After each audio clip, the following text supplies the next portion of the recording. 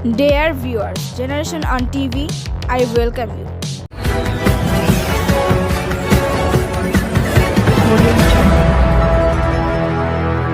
একটি কারখানায় তৈরি হচ্ছে বেকারিজাত খাদ্য, অস্বাস্থ্যকর পরিবেশ। প্রতিবেদনে বেলাল চৌধুরী।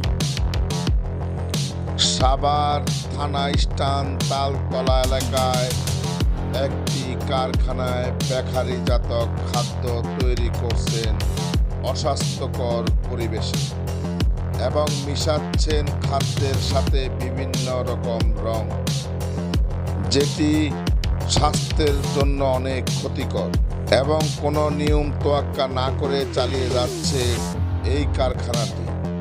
মনে হচ্ছে তারা এই জগতের বাচ্চা, কোনো কিছু না মেনেই তারা কাজ করে যাচ্ছে।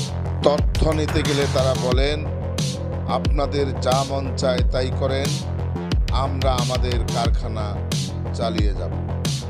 দর্শক, আপনারা দেখতে পাচ্ছেন আজকের এই বেকারিজাত যে খাদ্যগুলো তৈরি হচ্ছে কিভাবে।